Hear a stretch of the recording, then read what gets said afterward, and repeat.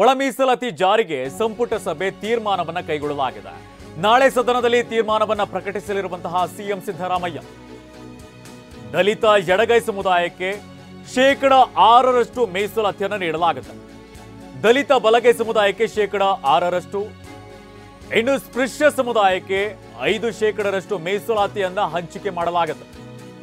ನ್ಯಾಯಮೂರ್ತಿ ನಾಗಮೋಹನ್ ದಾಸ್ ವರದಿಯಲ್ಲಿ 5 ವಿಂಗಡಣೆಯನ್ನ ಮಾಡಲಾಗಿತ್ತು. ಆದರೆ ಸರ್ಕಾರ 3 ಗುಂಪುಗಳಾಗಿ ವರ್ಗೀಕರಣ ಮಾಡಿದೆ.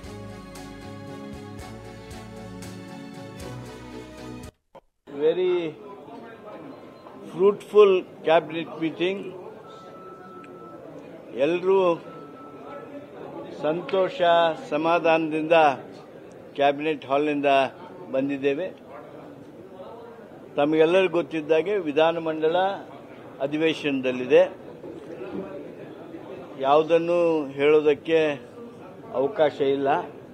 ನಾಳೆ ಸನ್ಮಾನ್ಯ ಮುಖ್ಯಮಂತ್ರಿಗಳು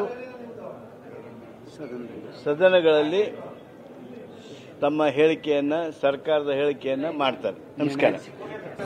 ಬಹಳ ವರ್ಷದ ಒಂದು ಐತಿಹಾಸಿಕ ನಿರ್ಧಾರವನ್ನು ಇವತ್ತ ಸನ್ಮಾನ್ಯ ಸಿದ್ದರಾಮಯ್ಯ ಸಾಹೇಬರ ಒಂದು ನೇತೃತ್ವ, ಡಿ ಕೆ ಶಿವಕುಮಾರ್ ಅವರ ನೇತೃತ್ವದೊಳಗೆ ಎಲ್ಲರೂ ಸೇರಿ ಒಂದು ಒಳ್ಳೆಯ ನಿರ್ಧಾರವನ್ನು ಆಗಿದೆ. 3 ಗ್ರೂಪನ್ನು ಮಾಡಿ, ರೈಟು, ಲೆಫ್ಟು ಮತ್ತು ಅದ್ರ ಜೊತೆಗೆ ಅದರ್ಸು ಮತ್ತು ನಮ್ಮದು ಬೋವಿ, ಲಂಬಾಣಿ, ಕೊರ್ಮಾ, ಕೊರ್ಚ ಮತ್ತು ಅದರ್ಸಿನ ಒಂದು ಏನು ಗ್ರೂಪು, ಅದನ್ನು ತಗೊಂಡು 6-6-5 ನಾವೆಲ್ಲರೂ ಒಪ್ಪಿಗೆ ಮಾಡಿ ಎಲ್ಲ ರೀತಿಯ ಚರ್ಚೆಗಳನ್ನು ಮಾಡಿ ಇದನ್ನು ಒಪ್ಪಿಗೆಂದು ಇವತ್ತು ಕ್ಯಾಬಿನೆಟ್ ನಿರ್ಧಾರವನ್ನು ಆಗಿದೆ. ಅದಕ್ಕೆ ಕಳೆದ 30-35 ವರ್ಷಗಳಿಂದ ನಾವು ಮಾದಿಗ ಸಮುದಾಯ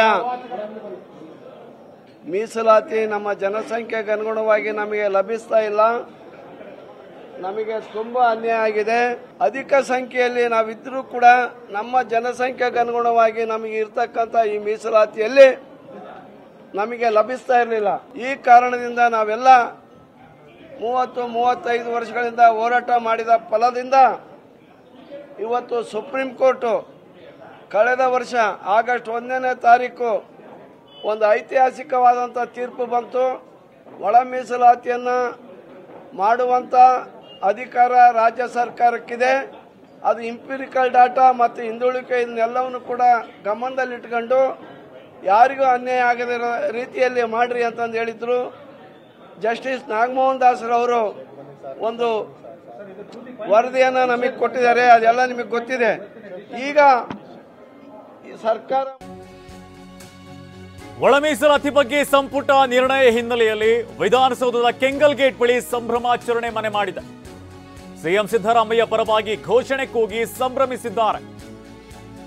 ಎಚ್ ಆಂಜನೇಯ ಬೆಂಬಲಿಗರಿಂದ ಸಿಎಂಗೆ ಸನ್ಮಾನವನ್ನು ಮಾಡಲಾಯಿತು.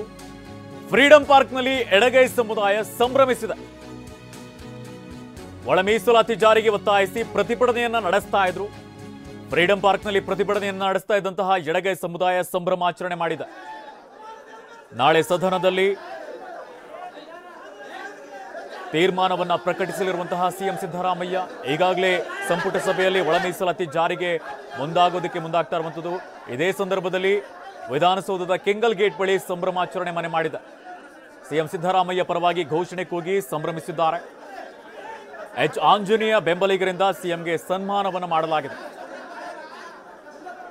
ಎಡಗೈ ಸಮುದಾಯ ಫ್ರೀಡಂ ಪಾರ್ಕ್ನಲ್ಲಿ ಪ್ರತಿಭಟನೆಯನ್ನು ನಡೆಸ್ತಾ ಇತ್ತು. ಒಳ ಮೀಸಲಾತಿ ಜಾರಿಗೆ ಒತ್ತಾಯವನ್ನು ಮಾಡಿದ್ರು. ಈಗ ಒಳ ಮೀಸಲಾತಿಯನ್ನ ಜಾರಿಗೊಳಿಸೋದಕ್ಕೆ ಸರ್ಕಾರ ಮುಂದಾಗ್ತಾ ಇರುವಂಥದ್ದು. ಸಂಪುಟ ಸಭೆಯಲ್ಲೂ ಕೂಡ ತೀರ್ಮಾನವನ್ನ ಕೈಗೊಳ್ಳಲಾಗಿದೆ. ಈ ಹಿನ್ನೆಲೆಯಲ್ಲಿ ಸಂಭ್ರಮಿಸಿದ್ದಾರೆ. ಸಿಎಂ ಸಿದ್ದರಾಮಯ್ಯ ಅವರಿಗೆ ಸನ್ಮಾನವನ್ನು ಮಾಡುವಂಥ ಮುಖಾಂತರವಾಗಿ ಎಡಗೈ ಸಮುದಾಯ ಸಂಭ್ರಮಾಚರಣೆ ಮಾಡಿದೆ. ಆಂಜನೇಯ ಬೆಂಬಲಿಗರಿಂದ ಸಿಎಂಗೆ ಸನ್ಮಾನವನ್ನು ಮಾಡಲಾಯಿತು. ಸಂಪುಟ ಸಭೆಯಲ್ಲಿ ಒಳ ಮೀಸಲಾತಿ ಜಾರಿಗೆ ಮುಂದಾಗಿರುವಂಥದ್ದು. ಇದರಲ್ಲಿ ದಲಿತ ಎಡಗೈ ಸಮುದಾಯಕ್ಕೆ 6%, ದಲಿತ ಬಲಗೈ ಸಮುದಾಯಕ್ಕೆ 6%. ಒಂದ್ ಕಡೆ ಸಂಭ್ರಮ, ಮತ್ತೊಂದ್ ಕಡೆ ಅಸಮಾಧಾನ ಭುಗಿಲೆದ್ದಿದೆ. ಮೀಸಲಾತಿ ಹಂಚಿಕೆ ಬಗ್ಗೆ ಅಲೆಮಾರಿ ಸಮುದಾಯದ ಕಿಡಿಕಾಡಿರುವಂಥದ್ದು. ವಿಧಾನಸೌಧದ ಆವರಣದಲ್ಲೇನೆ ಕಣ್ಣೀರಿಟ್ಟು ಆಕ್ರೋಶವನ್ನ ಹೊರಹಾಕಿದ್ದಾರೆ. ನಾಗಮೋಹನ್ ದಾಸ್ ವರದಿಯಲ್ಲಿ ಪ್ರತ್ಯೇಕವಾಗಿ ಗುರುತು ಮಾಡಲಾಗಿದೆ. ಅಲೆಮಾರಿ ಸಮುದಾಯವನ್ನ ಪ್ರತ್ಯೇಕವಾಗಿ ಗುರುತಿಸಲಾಗಿತ್ತು. ಅಲೆಮಾರಿ ಸಮುದಾಯಕ್ಕೆ 1% ಮೀಸಲಾತಿ ನಿಗದಿ ಮಾಡಲಾಗಿತ್ತು.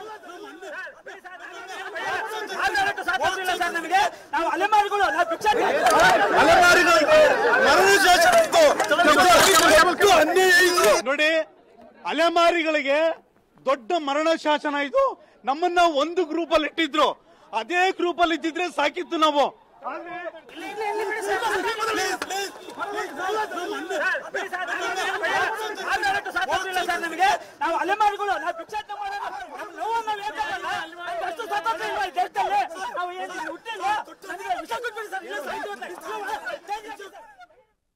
ಈ ಕುರಿತು ಹೆಚ್ಚಿನ ಅಪ್ಡೇಟ್ ನೀಡ್ತಾರೆ ನಮ್ಮ ಪ್ರತಿನಿಧಿ ಹರೀಶ್ ನೇರ ಸಂಪರ್ಕದಲ್ಲಿ ಜಾಯಿನ್ ಆಗಿದ್ದಾರೆ. ಹರೀಶ್, ಒಳ ಮೀಸಲಾತಿ ವಿಚಾರಕ್ಕೆ ಸಂಬಂಧಪಟ್ಟಂತೆ ಈ ಹಿಂದಿನಿಂದಲೂ ಕೂಡ ಪರವಿರೋಧದ ಚರ್ಚೆ ನಡೀತಾ ಇತ್ತು. ಈಗ ಸಂಪುಟ ಸಭೆಯಲ್ಲೂ ಕೂಡ ತೀರ್ಮಾನವನ್ನು ಕೈಗೊಳ್ಳಲಾಗಿದೆ. ನಾಳೆ ಸದನದಲ್ಲೂ ಕೂಡ ಈ ವಿಚಾರವನ್ನು ಪ್ರಸ್ತಾಪಿಸೋದಕ್ಕೆ ಸಿಎಂ ಸಿದ್ದರಾಮಯ್ಯ ಕೂಡ ಮುಂದಾಗ್ತಾ ಇರುವಂಥದ್ದು. ಇದೇ ವೇಳೆ ಪರವಿರೋಧನೂ ಕೂಡ ಮುಂದಾಗ್ತಾ ಇರುವಂಥದ್ದು. ಯಾಕಂದ್ರೆ ಕೆಲವರಿಗೆ ಅಸಮಾಧಾನ ಭುಗಿಲೆದ್ದಿರುವಂಥದ್ದು, ಇನ್ನೊಂದು ಕಡೆ ಸಂಭ್ರಮಾಚರಣೆಯನ್ನು ಕೂಡ ಮನೆ ಮಾಡಿರುವಂಥದ್ದು.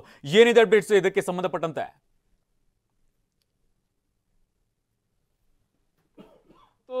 ರಾಜ್ಯ ಸಚಿವ ಸಂಪುಟದಲ್ಲಿ ಒಂದು ಮಹತ್ವದ ತೀರ್ಮಾನವನ್ನು ಕೈಗೊಳ್ಳಲಾಗಿದೆ. ದಲಿತ ಎಸ್ಸಿ ಸಮುದಾಯದ ಒಳ ಮೀಸಲಾತಿಯನ್ನ ಮರು ವರ್ಗೀಕರಣ ಮಾಡಿ ಮತ್ತೆ 3 ಗುಂಪುಗಳನ್ನಾಗಿ ವಿಂಗಡಿಸಿ ಮತ್ತೆ ಮೀಸಲಾತಿಯನ್ನ ಹಂಚಿಕೆ ಮಾಡಿ ಸರ್ಕಾರ ಒಂದು ನಿರ್ಧಾರವನ್ನು ಕೈಗೊಂಡಿದೆ. ಇವತ್ತಿನ ಸಚಿವ ಸಂಪುಟದಲ್ಲಿ ಇದೊಂದು ಐತಿಹಾಸಿಕ ನಿರ್ಧಾರ ಅನ್ನುವಂತ ನಿಟ್ಟಿನಲ್ಲಿ ಕರೆಸಿಕೊಳ್ಳುತ್ತೆ. ಯಾಕಂದ್ರೆ ನಾಗಮೋಹನ್ ದಾಸ್ ಅವರು 5 ವಿಂಗಡಣೆಯನ್ನ ಮಾಡಿದ್ರು. ಎಡಗೈ ಬಲಗೈ ಸೇರಿದಂತೆ ಆದಿ ದ್ರಾವಿಡ, ಆದಿ ಕರ್ನಾಟಕ ಆಗಿರ್ಬೋದು, ಜೊತೆಗೆ ಬೋವಿ, ಲಂಬಾಣಿ, ಜೊತೆಗೆ ಇನ್ನ ಅಲೆಮಾರಿ ಸಮುದಾಯಗಳನ್ನು ಸೇರಿಸಿ 5 ವಿಂಗಡಣೆಯನ್ನ ಮಾಡಿದ್ರು. ಈಗ ಇವತ್ತಿನ ಸಚಿವ ಸಂಪುಟದಲ್ಲಿ ನಾಗಮೋಹನ್ ದಾಸ್ ಅವರ ವರದಿಯನ್ನೇ ಇಟ್ಕೊಂಡು ಆ ವರದಿಯ ಹಿನ್ನೆಲೆಯಲ್ಲಿಯೇ 3 ಗುಂಪುಗಳನ್ನಾಗಿ ಮಾಡಲಾಗಿದೆ. ಮುಖ್ಯವಾಗಿ ಎಡಗೈ ಸಮುದಾಯ 6ಕ್ಕಿಂತ ಹೆಚ್ಚಿನ ಮೀಸಲಾತಿ ಬೇಕು ಅನ್ನುವಂತ ನಿಟ್ಟಿನಲ್ಲಿ ಪಟ್ಟನ್ನು ಹಿಡಿದಿತ್ತು. ಮತ್ತೆ ನಮ್ಮನ್ನ ಪ್ರತ್ಯೇಕವಾಗಿ ಮೀಸಲಾತಿಯಲ್ಲಿ ವರ್ಗೀಕರಣ ಮಾಡಬೇಕು ಅನ್ನುವಂತಹದ್ದು ಎಡಗೈ ಮಾದಿಗ ಸಮುದಾಯ ಕಳೆದ 30 ವರ್ಷಗಳಿಂದ ಹೋರಾಟವನ್ನ ಮಾಡ್ತಾ ಇತ್ತು. ಮತ್ತೆ ತೆಲಂಗಾಣದಲ್ಲೂ ಕೂಡ ಅದು ಹೋರಾಟ ಮಾಡಿ ಸಕ್ಸಸ್ ಅನ್ನ ಪಡೆಯಿತು. ಮತ್ತೆ ಬೇರೆ ಬೇರೆ ರಾಜ್ಯಗಳಲ್ಲೂ ಕೂಡ ಒಳ ಮೀಸಲಾತಿಯನ್ನ ವಿಂಗಡೆಯನ್ನ ಮಾಡಲಾಗಿತ್ತು. ಅದೇ ರೀತಿ ಕರ್ನಾಟಕದಲ್ಲೂ ಕೂಡ ಒಳ ಮೀಸಲಾತಿಯನ್ನ ಕೊಡಬೇಕು ಅನ್ನುವಂತ ನಿಟ್ಟಿನಲ್ಲಿ ಮಾದಿಗ ಸಮುದಾಯದವರು ನಿರಂತರವಾದಂತಹ ಹೋರಾಟವನ್ನ ಮಾಡ್ತಾ ಇದ್ರು. ಆ ಹೋರಾಟಕ್ಕೆ ಇವತ್ತು ಫಲ ಸಿಕ್ಕಿದೆ. ಸರ್ಕಾರ 6% ಮೀಸಲಾತಿಯನ್ನ ಮಾದಿಗ ಎಡಗೈ ಸಮುದಾಯಕ್ಕೆ ಕೊಟ್ಟಿರುವಂತಹದ್ದು. ಬಲಗೈ ಸಮುದಾಯಕ್ಕೂ ಕೂಡ ನಾಗಮೋಹನ್ ದಾಸ್ ಅವರ ಸಮಿತಿ 5% ಶಿಫಾರಸು ಮಾಡಿತ್ತು. ಅದಕ್ಕೆ ಈಗ 1% ಅನ್ನ ಸೇರಿಸಿ 6% ಅನ್ನ ಬಲಗೈ ಸಮುದಾಯಕ್ಕೆ ಕೊಡಲಾಗಿದೆ. ಆ 1% ಎಲ್ಲಿಂದ ಅಂತಂದ್ರೆ ಆದಿ ಕರ್ನಾಟಕ, ಆದಿ ದ್ರಾವಿಡ ಮತ್ತೆ ಆದಿ ಆಂಧ್ರ ಅನ್ನುವಂತಹದನ್ನ ಪ್ರತ್ಯೇಕವಾಗಿ ಗುರುತಿಸಲಾಗಿತ್ತು. ಆ 1% ಅನ್ನ ಈಗ ಬಲಗೈ ಸಮುದಾಯಕ್ಕೆ ಸೇರಿಸಲಾಗಿದೆ. ಇಲ್ಲಿ ಮುಖ್ಯವಾಗಿ ಅಲೆಮಾರಿ ಸಮುದಾಯಕ್ಕೆ 1% ಅನ್ನ ನಿಗದಿಯನ್ನ ನಾಗಮೋಹನ್ ದಾಸ್ ಅವರ ಸಮಿತಿ ಶಿಫಾರಸನ್ನ ಮಾಡಿತ್ತು. ಆ 1% ಅನ್ನ ಈಗ ಲಂಬಾಣಿ ಮತ್ತೆ ಬೋವಿ ಸಮುದಾಯದವರು ಏನು 4% ನಿಗದಿಪಡಿಸಿದ್ರು, ಅದಕ್ಕೆ ಸೇರಿಸಿ ಒಟ್ಟು 5% ಅನ್ನ ಈಗ ಮಾಡಿರುವಂತಹದ್ದು. ಒಟ್ಟೀಗ ಎಸ್ಸಿ ಸಮುದಾಯದಲ್ಲಿ 3 ವಿಂಗಡಣೆಗಳಾಗಿವೆ. ಎಡಗೈ ಬಲಗೈ ಸೇರಿದಂತೆ ಮತ್ತೆ ಇತರ ಸಮುದಾಯಗಳು ಅನ್ನುವಂತ 3 ವಿಂಗಡಣೆಯನ್ನ ಮಾಡಿ ಬಲಗೈ ಸಮುದಾಯಕ್ಕೆ 6, ಎಡಗೈ ಸಮುದಾಯಕ್ಕೆ 6%, ಮತ್ತೆ ಇತರ ಸಮುದಾಯಗಳಿಗೆ 5% ಮೀಸಲಾತಿಯನ್ನ ವರ್ಗೀಕರಣ ಮಾಡಲಾಗಿದೆ. ಆದ್ರೆ ಇಲ್ಲಿ ಅಲೆಮಾರಿ ಸಮುದಾಯವನ್ನ ಪ್ರತ್ಯೇಕವಾಗಿ ಗುರುತಿಸಿ ಅವರಿಗೆ 1% ಮೀಸಲಾತಿಯನ್ನ ಕೊಡಲಾಗಿತ್ತು. ಅದಕ್ಕೆ ಈಗ 5%ಗೆ ಸೇರಿಸಿರೋದ್ರಿಂದ ಈಗ ಅಲೆಮಾರಿ ಸಮುದಾಯಗಳು ಕೂಡ ಈಗ ಹೋರಾಟವನ್ನ ಮಾಡ್ತಾ ಇದೆ. ಇವತ್ತೇನು ಸಚಿವ ಸಂಪುಟದ ನಿರ್ಧಾರ ಹೊರಬೀಳ್ತಿದ್ದಂಗೆ ಅಲೆಮಾರಿ ಸಮುದಾಯದ ನಾಯಕರುಗಳು ಕೂಡ ವಿಧಾನಸೌಧದ ಆವರಣದಲ್ಲಿಯೇ ಪ್ರತಿಭಟಿಸಿದ್ದಾರೆ. ಈ ಒಂದು ಏನು ಸಂಪುಟ ಸಭೆಯ ನಿರ್ಧಾರಕ್ಕೆ ನಾವು ಒಪ್ಪೋದಿಲ್ಲ ಅನ್ನುವಂತ ನಿಟ್ಟಿನಲ್ಲಿ ಆಕ್ರೋಶವನ್ನು ವ್ಯಕ್ತಪಡಿಸ್ತಾ ಇದ್ದಾರೆ. ಯಾಕಂತಂದ್ರೆ ಈಗ 5% ನಲ್ಲಿ ಸೇರ್ಕೊಂಡಿರ್ತಕ್ಕಂಥ ಅಲೆಮಾರಿ ಸಮುದಾಯದವರು ಬಲಾಢ್ಯ ಸಮುದಾಯಗಳ ಜೊತೆ ಫೈಟ್ ಮಾಡಬೇಕಾಗುತ್ತೆ. ಲಂಬಾಣಿ ಮತ್ತೆ ಬೋವಿ ಸಮುದಾಯಗಳ ಜೊತೆ ಅವರು ಫೈಟ್ ಮಾಡಿ ಅಲ್ಲಿ ತಮ್ಮ ಗುರುತಿಸ್ಕೊಳ್ಬೇಕಾಗುತ್ತೆ. ಇದು ಅವರಿಗೆ ಕಷ್ಟ ಆಗಿರುವಂತಹದ್ದು. ಹಾಗಾಗಿ ಅಲೆಮಾರಿ ಸಮುದಾಯಗಳು ಈಗ ಪ್ರೊಟೆಸ್ಟ್ ಅನ್ನ ಮಾಡ್ತಾ ಇರುವಂತಹದ್ದು. ಇಲ್ಲಿ ಬಹು ಮುಖ್ಯವಾಗಿ ಮಾದಿಗ ಎಡಗೈ ಸಮುದಾಯ ಏನಿದೆ ಇದೀಗ ಸಾಕಷ್ಟು ಸಂತಸವನ್ನು ವ್ಯಕ್ತಪಡಿಸ್ತಾ ಇರುವಂತಹದ್ದು. ಆಂಜನೇಯ ಅವರು ಸೇರಿದಂತೆ ಮತ್ತೆ ಮುನಿಯಪ್ಪ ಅವರು ಸೇರಿದಂತೆ ನಿರಂತರವಾದಂತಹ ಹೋರಾಟವನ್ನು ಅವರು ಮಾಡ್ಕೊಂಡು ಬರ್ತಾ ಇದ್ರು.